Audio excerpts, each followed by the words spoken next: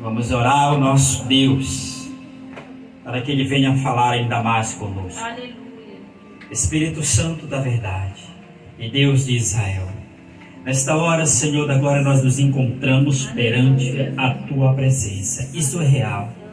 Senhor da glória, Tuas filhas já Te adoraram, Te louvaram, bendizer o Teu nome, entregar o seu melhor perante a Tua presença. Nós estamos aqui, Senhor, tão encarecidamente por intermédio da Tua misericórdia. E por intermédio da Tua misericórdia, nós clamamos, fale conosco, Senhor. Espírito Santo de Deus, é menção às Tuas sagradas Escrituras que nós estamos fazendo neste momento, para o nome do Senhor Jesus Cristo. Amém e amém. Abra a vossa Bíblia, 1 a Pedro, capítulo de número 4, a partir do verso 12. Aleluia. Amém, amados irmãos? Assim diz a palavra de nosso Deus. Queridos amigos, não considerem estranha a provação abrasadora que ocorre entre vocês para testá-los, como se algo extraordinário lhe ocorresse. Em vez disso, alegrem-se, à medida que participam do sofrimento do Messias, para que vocês também exultem quando sua glória for revelada. Se vocês são insultados por causa do nome do Messias, quão abençoados são, porque o Espírito da glória, isto é, o Espírito de Deus está sobre vocês. Que nenhum de vocês sofra por ser assassino, ladrão, criminoso ou alguém intrometido em assuntos alheios. Contudo, caso alguém sofra por ser messiânico, não se envergonhe, mas dê glória a Deus pela forma com que porta este nome. Amém e amém. Glórias a Deus. Podeis aceitar.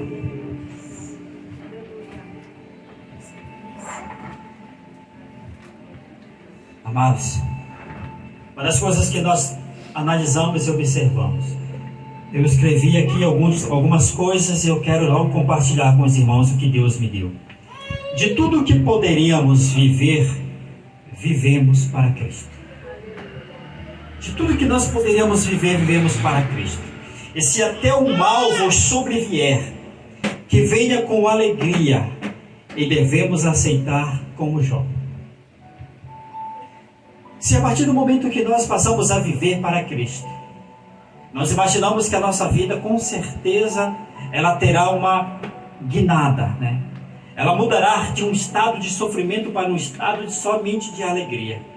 Nós nos convencemos que a nossa vida agora está sujeita somente à benevolência que vem da parte de Deus.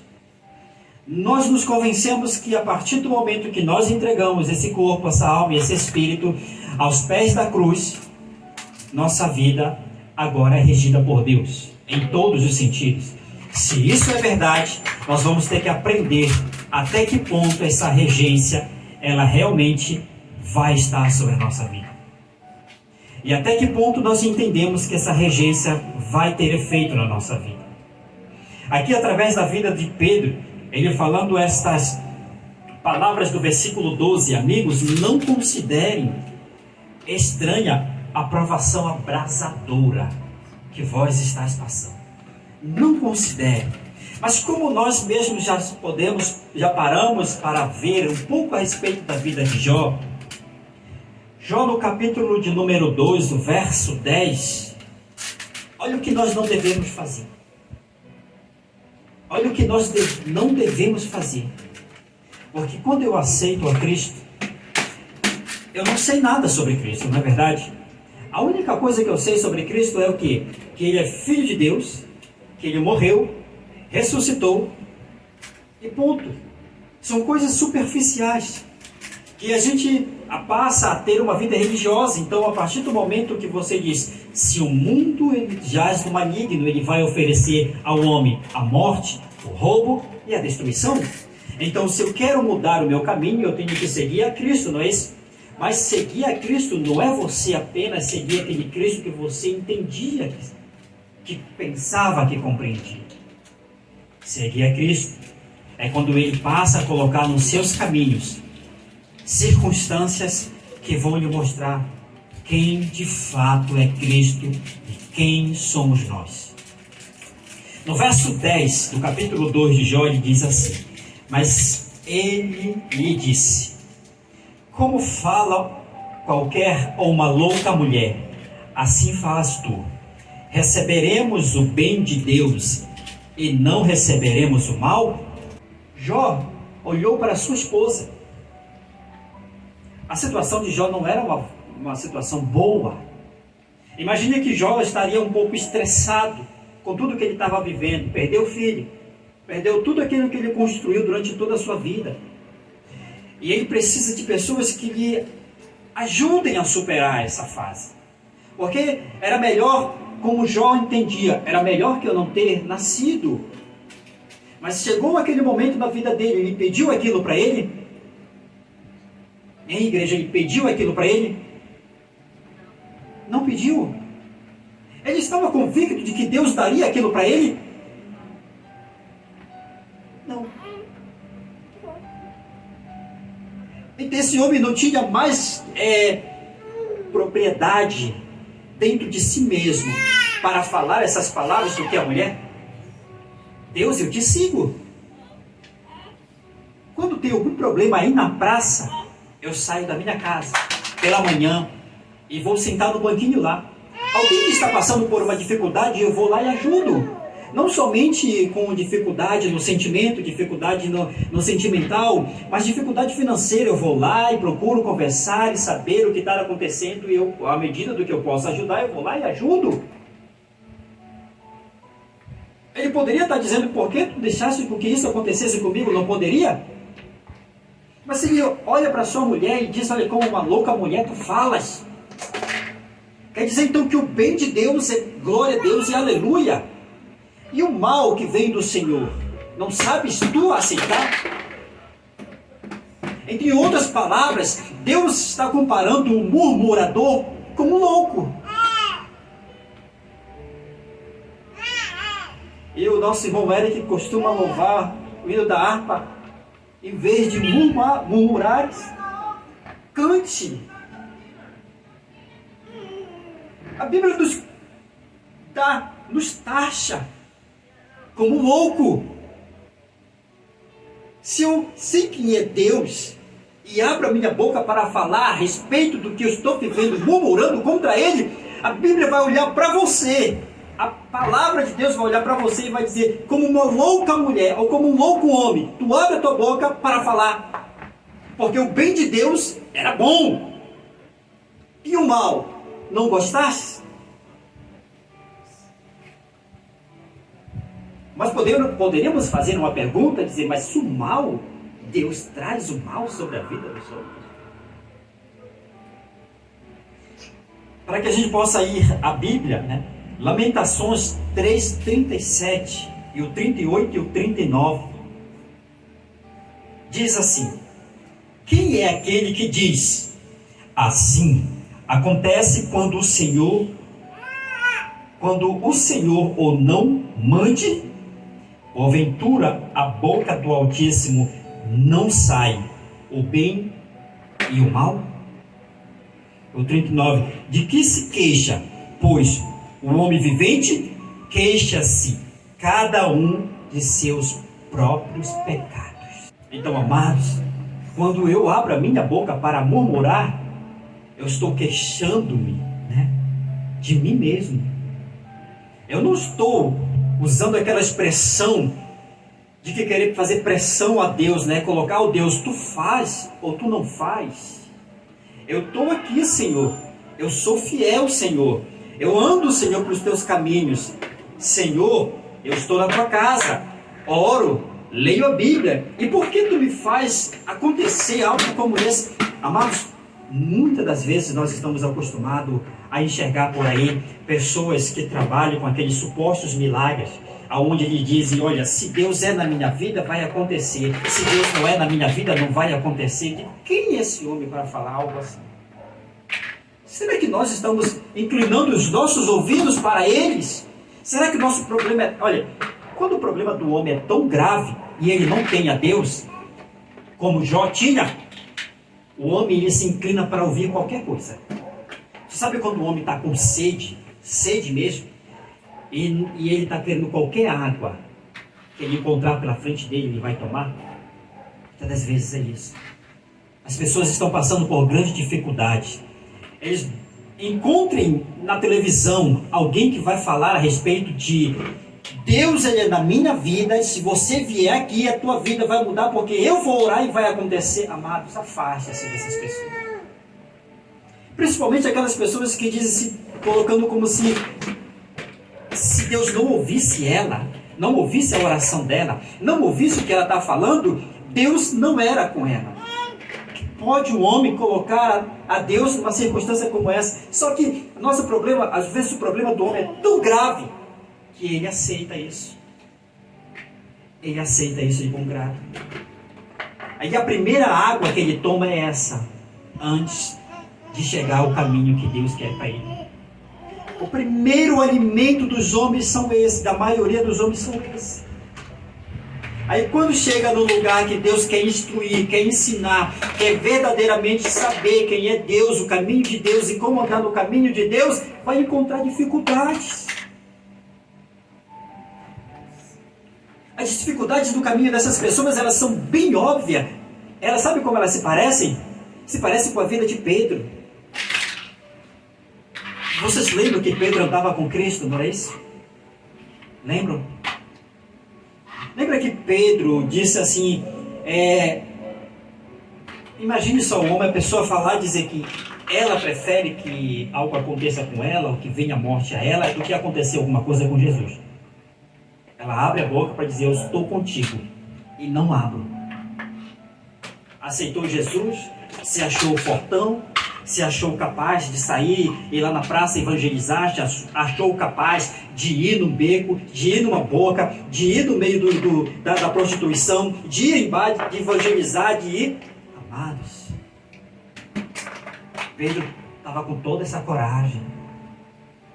Isso daí é a fase de Pedro andando com Jesus. Se achou corajoso. Até que um dia Deus vai lá e diz, eu quero provar a tua coragem, meu amigo. Quero provar realmente com toda essa tua euforia, com toda essa tua empolgação, com tudo isso que você está tendo de querer sair, evangelizar para todos os cantos, com todo mundo, e fazer acontecer. Eu vou colocar você realmente numa provação para saber se tu está preparado para isso. Jesus, ele estava sendo condenado, certo? Já estava preso. E naquele momento, qualquer pessoa que fosse pega conveniente com o caminho de Cristo, também era levado ao castigo. Por isso que a pessoa que está lá e pergunta, eu te conheço, tu estavas com ele. E Pedro, aquele homem fortão, caiu por terra. Aquela coragem toda caiu por terra.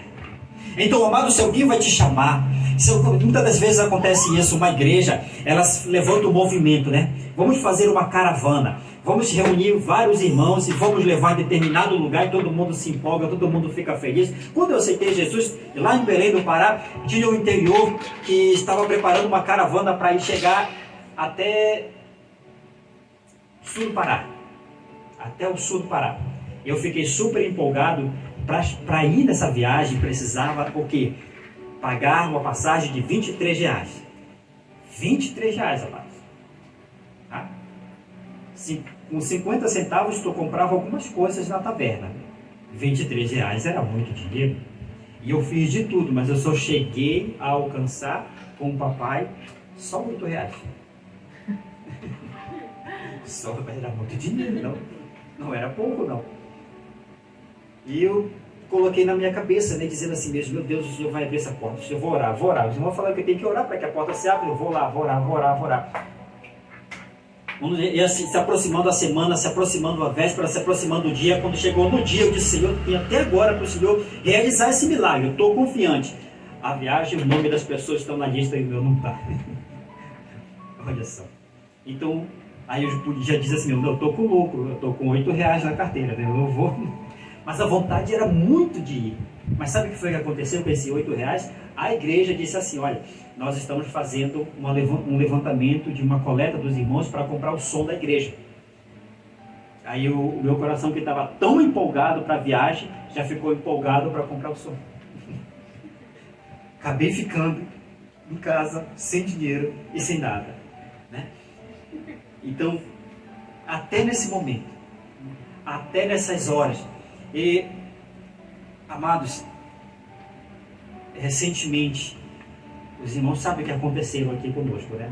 A nossa pastora, Rafaela, minha esposa, Deus concebeu ela a gerar mais um filho. Mas tudo que ela passou, tudo que ela atravessou, tudo que ela viveu, não foi uma estadia como nós apresentamos em oração. Quem sabe até foi. Eu acredito que foi, amado. Sabe por quê? Porque quando tu ora, tu diz, seja feita a tua vontade, não a minha, né? Por isso que Jesus nos ensinou a orar assim, né? Porque na verdade a nossa vontade é que dê tudo certo, mas no final das contas você tem que dizer, seja feita a vossa vontade, assim na terra como no céu. Então seja feita a vontade de Deus. Eu lembrei desse episódio que eu vivia com a minha esposa agora recentemente, essa semana, o mesmo sentimento que com relação à nossa construção. Quando Deus ali nos abençoou com o terreno, nós estávamos tão felizes, que até a igreja de Belém, a igreja de Brasília e claro, né, a de Florianópolis, ficaram tão felizes também, ao ponto de que todos pudessem ali ajudar. E começou a obra, começou a construção, estava dando tudo certo, nós estávamos construindo. Às vezes eu ia para lá sozinho, mas isso não era problema para mim, porque eu queria, né, era algo novo, era um desejo do meu coração, mesmo que assim, Deus deu uma função para cada irmão. Então naquele momento Deus me deu tempo e essa função de estar lá. E eu estava com todo o meu coração, com toda a minha força, com toda a minha alegria. Mas um dia, amados, uma bela segunda-feira, bate ali umas pessoas da prefeitura e a guarda municipal. E já chegam com uma ordem sem papel impresso, sem nada. E eles dizem que aquilo ali tem que ser demolido. E a máquina veio e bateu em cima com aquela pá. E eu só via tudo que nós tínhamos construído do zero sendo destruído, sendo lançado abaixo. Aí a gente coloca em questão, né, o recurso que foi colocado, o investimento que foi colocado ali, de recurso financeiro, tempo e muita oração. Tudo veio abaixo. Quando eu estava com a minha esposa lá no hospital, quando já não tinha mais a possibilidade, quando os médicos lá estavam fazendo de tudo para que pudesse ser uma gestação normal. Nós chegamos lá por volta das 7 horas da manhã, 8 horas. Foi 8 horas que nós saímos daqui, não foi? 7 horas nós saímos daqui. 8 horas da noite ela foi internada. Mas não internada em preparação para poder se preparar para que ela pudesse ser induzida ao parto normal. A primeira fase foi tranquilo. Chegou um ponto de dilatação de até 4 centímetros. Até aí nós estávamos bem. Do nosso lado, amados, tinha uma moça que nós chegamos lá, ela já estava gemendo de dor. Isso era de manhã. Até 1 hora da madrugada essa mulher gemia de dor. Essa mulher sentiu tanta dor, mas nós estávamos do lado dela e nós orávamos por ela.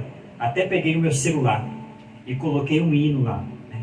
A mulher não falava, antes de eu colocar o hino, a mulher não falava de Deus. Depois que eu coloquei o hino, a mulher já começava a pedir socorro para Deus. Eu coloquei ali o hino, orei por ela, então orei pela Rafaela, dizendo: Senhor, não deixa a minha esposa passar por isso. Por volta das 8 horas da noite, ela começou a sentir algumas dores de contração. Nesse processo, ela já estava sendo induzida, né, para o útero dela começar a trabalhar para tirar a criança. Mas ela não tinha passagem. O útero empurrava a criança, mas não tinha passagem. Porque ela estava sendo injetada na veia dela algo para fazer isso. Para o útero dela ficar empurrando a criança. Mas não tinha passagem. Por volta das 4 horas da madrugada, 4h20, dilatou mais 2 centímetros. Foi a 6. Depois, nada. Amanheceu, chegou a médica. E ela disse, nós vamos esperar mais 2 horas. A Rafaela já estava ali desesperada. Muita dor. Dor. Até o ponto em que a Rafaela dobrou seu joelho e disse, Senhor, não aguento mais. Não aguento mais. E a médica que entrou lá, levou ela para a sala de cirurgia, disse, nós vamos fazer cesárea. Quando eles começaram a fazer cesárea, quase que eles me esquecem do lado de fora, né? Eu disse, o negócio está tão feio, que até o nascimento das minhas filhas não querem que eu veja, né? Quando eles abriram, quando eu cheguei lá, a Rafaela já estava aberta, né? E a neném não tinha tirado ainda a criança. Eles fizeram tanto esforço. Quando eu peguei na mão da Rafaela, eu senti assim a força dela indo embora. Senti a vida dela saindo do corpo dela. E eu não já estava nem preocupado com a nossa filha, eu já estava preocupado com ela. E eu pensei que naquele momento ali veio no meu entendimento. Eu iria perder a minha esposa.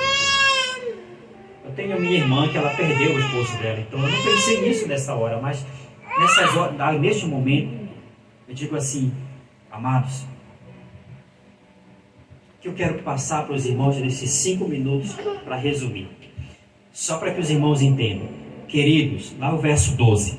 Queridos amigos, não considerem as estranhas aprovações, abrasadora, que ocorre entre vocês, para testá-lo, como se algo extraordinário lhe acontecesse.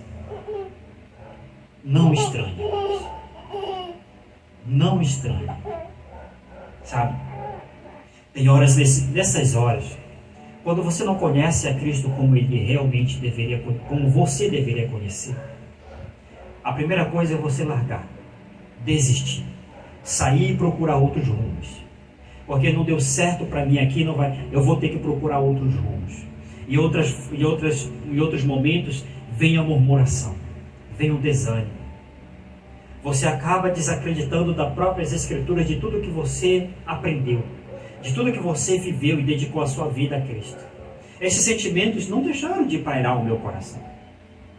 Porque eu vivi até eu adquirir aquele terreno e até adquirir a minha filha, foi essa provação que veio sobre a minha filha.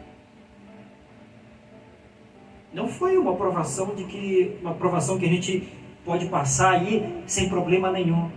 Mas foi algo que você estava apresentando, é algo que você, 2 coisas significativas na tua vida que você investiu muito e que parecia que você ia perder. E você está preparado para isso? Ou você está só preparado para queimar algum valor para que você receba milagre? Ou você só está preparado para fazer campanha para receber algum milagre? Ou você só está preparado para chegar naquela casa e receber uma oração, receber milagre de vitória? Você está preparado para os dias maus? Porque as coisas boas de Deus, o homem corre atrás e ele se prepara para isso, mas ele não se prepara para receber o mal de Deus. Quando Pedro entendeu isso, quando ele era essas pessoas que não tinham compreensão do verdadeiro Evangelho, que mesmo que estava andando do lado de Jesus, mas ele não compreendia isso, ele se acovardou, ele temeu, ele voltou, ele retrocedeu, tirou a mão do arado. Ele era um homem superficial na presença do Senhor. Quando ele recebeu o Espírito Santo de Deus, ele compreendeu o que significava andar com Deus, ele foi condenado à morte. Ele não correu, ele não fugiu, ele não se escondeu. Ele simplesmente disse: eu não sou digno de ser crucificado como o meu mestre, me crucifique de cabeça para baixo. Ele encarou a provação de cabeça erguida, amados. É isso que nós temos que aprender a fazer, que vai que Deus traga um dia de tribulação. O que a igreja vai fazer? A igreja vai orar para não acontecer, não é isso? Mas vai acontecer. A igreja vai orar para que haja um político melhor para nós, mas vai acontecer de um político que não é melhor para nós. A igreja está preparada para essas coisas, ela está preparada para fazer campanhas, para colocar o melhor que ela acha que é melhor. Aí então Deus diz assim, igreja, vocês estão errados, porque Romanos, Paulo vai dizer, toda autoridade é constituída por Deus. Igrejas, vocês estão errados, porque vocês queriam colocar alguém lá que eu não queria. Por isso que nós temos que realmente entender quem é o nosso Deus, amado. Eu não posso ficar com Deus que eu aprendi quando eu estava lá no mundo, que eu olhava ali na televisão, aqueles filmes da Paixão de Cristo, aquela história que eu conheço só. Se eu sou servo do Senhor, eu tenho que aprender que a qualquer momento, a minha vida, vai ter uma hora que ela vai estar boa, mas eu vou ter que me preparar para os dias maus. Jesus foi, no Antigo Testamento você vai ver José, 7 anos, e vaca gordas. Mas ele disse, se prepare, porque vai vir 7 anos, e vaca magra também. Então a igreja de hoje em dia ela está vivendo tão bem o tempo de Israel, em que Israel estava se prosperando tão grande no tempo do rei, que Israel esqueceu de Deus. Elas estavam vivendo tão gordo, né, como o próprio profeta Ezequiel vai dizer, as ovelhas engordaram tantas, que elas ficaram corpulentas, pesadas. A igreja não está vivendo um tempo de abundância? Não é isso que nós estamos vendo? As igrejas, principalmente essas igrejas grandes, estão vivendo um tempo de abundância. Você vê que Deus não permita, né? Você não vê pastores de igreja andando em Mercedes de $1 milhão, andando de helicóptero, enquanto a igrejinha que colocou ele lá está passando necessidade. A igreja está... É pecado, é errado viver um tempo desse? Não, não é errado. Deus tem prosperidade para o seu povo? Tem. Mas o problema é que nessa prosperidade, quando engorda, fica corpulenta a igreja. Não ora mais. Porque, viu, a igreja, quando ela é pequenininha, que nem a nossa aqui, a gente ora. Né? Nós temos o nosso jejum, temos a nossa oração, temos os nossos cultos, buscamos a Deus. Deus em nenhum momento, desde que essa porta foi aberta, nós ainda não saímos das provações que Deus tem colocado na nossa vida. Mas nem por isso nós deixamos de caminhar, deixamos de acreditar, deixamos de ajudar as outras pessoas que estão precisando de ajuda, deixamos de visitar os irmãos que precisam de ajuda. Nós precisamos de ajuda, mas nós abrimos mão da nossa vida para ajudar a igreja, os irmãos. Então, se essas pequenas, se nós nos envergonharmos, amados, você não está sendo perseguido por uma espada, mas só o fato de você ser um crente verdadeiro, o mundo já está te perseguindo. Qualquer porta que Deus abrir, o mundo já vai querer fechar. Ele vai se levantar. Mas o último conselho que eu tenho para dar para essa igreja, nesta noite, olhe para a vida de Davi. Também não pense que você tenha que deixar de orar para alcançar alguma coisa. Não pense, não é isso que eu estou falando. Não pense. Mas olhe para a vida de Davi. Davi não teve um filhinho, uma criancinha? Né? Essa criancinha caiu enferma, não foi? O que foi que ele fez? Ele foi orar a Deus. Desde o dia em que ele se propositou a Deus, ele não desistiu, não perdeu a fé, ele continuou orando, continuou jejuando. Mas sabe o que é mais interessante que nós não devemos esquecer jamais da nossa vida? Respeitar a decisão de Deus. Porque Deus levou aquela criança, mas ele respeitou a decisão de Deus. Ele soube abraçar o que Deus tinha para aquela criança naquele momento. Mesmo que fosse a morte ou a vida, Deus foi a morte, mas ele não saiu murmurando, não saiu dizendo por aí, olha, Deus, ele virou ateu, né? Como muitas pessoas acabam dizendo, agora eu vou virar ateu. eu era da igreja, uma coisa não deu certo, perdi isso, perdi aquilo outro, vou virar ateu. Não. Amados, quando você entende quem é o teu Deus, você respeita a decisão dele. Se ele quer te levantar e te colocar lá em cima, ele vai te levantar. Mas se ele não quiser te levantar, respeita a decisão dele, porque ele sabe porque ele não vai te levantar. Se ele sabe que o tempo de você chegar esse ano, ele vai fazer você chegar esse ano lá. Mas se ele diz esse ano ainda não é o tempo, respeite a decisão do Senhor. Respeite o tempo de Deus na tua vida. Respeite o teu Deus. Foi lido aqui mais cedo. Quando nós chegamos na presença do Senhor, nós não temos que chegar apresentando logo para Ele: ó Deus, faça isso. Ó Deus, estou passando por isso. Ó Deus, isso é uma luta. Ó Senhor, está muita guerra. Ó Senhor. Amados, o Senhor diz assim mesmo, logo na leitura do nosso irmão Eric, ele disse: olha, peça misericórdia.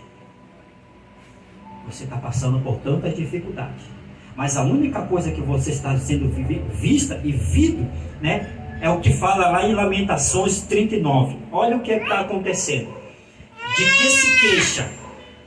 De que se queixa, pois o homem vivente, queixa-se cada um de seu pecado.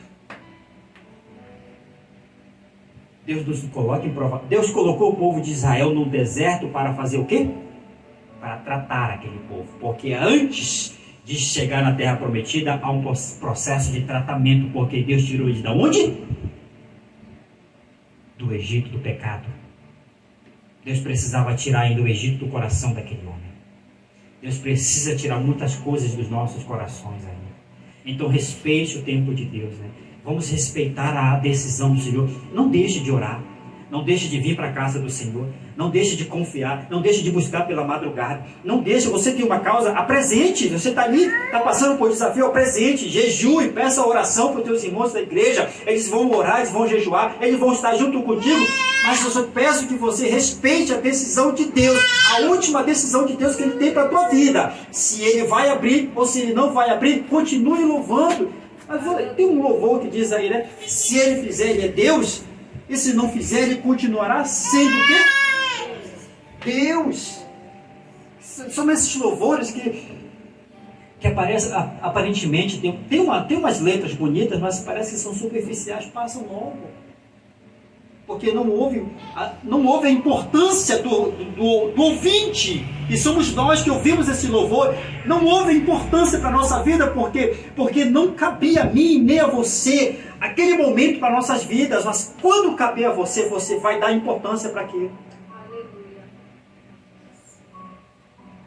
Por isso que a gente, naquela época, era época do lançamento do hino, não era isso? Todo mundo cantava. Então viva ele agora. A palavra do Senhor, ela não vai passar. Viva Ele agora. É o momento de você viver. Se Deus fizer, Ele é Deus. Também se Ele não fizer, continue adorando como Ele ainda é Deus. Respeite a Ele. Amados, tu não sabe o quanto você vai alegrar o coração. Olha só, olha. O que foi que Deus fez quando Davi respeitou a decisão de Deus? Alguém? Algum universitário? O que Deus fez quando Davi respeitou a decisão de Deus? Oi? Deus enviou o maior rei, um dos considerados maiores reis de Israel, que levou Israel ao auge da sua glória. Levou a nação de Israel ao auge da sua glória. Mas levou Israel ao auge da sua glória. Então, amados, pelo que eu e você estamos passando, vamos continuar nessa perseverança. Não vamos desistir, mas vamos aprender a respeitar a decisão do Senhor. Ele sabe qual é a melhor decisão para a sua vida. Se Ele decidir curar, Ele vai curar. Se Ele não decidir curar, Ele não vai te deixar doente também, mas Ele vai curar no tempo dele. Não vamos perder a nossa esperança, mas eu orei e Deus não fez nada. Não faça isso. É o inimigo que quer colocar na tua cabeça que tua oração não tem efeito. É o inimigo que quer colocar na tua cabeça que a tua ministração não tem efeito nenhum. É o inimigo que quer colocar na tua cabeça que o teu louvor não é legal, não faz bem, não está como você gostaria de estar. É É o inimigo que quer colocar dentro da tua cabeça isso. Não deixe de fazer aquilo que Deus Ele te chamou para fazer. Vamos aprender a servir a Deus. Vamos aprender os caminhos do nosso Deus. A igreja está entendendo, amados? Glória a Deus. Espero que a igreja esteja entendendo que é. Aleluia, glória a Deus. Amém? Então vamos ficar de pé em nome do Senhor Jesus Cristo.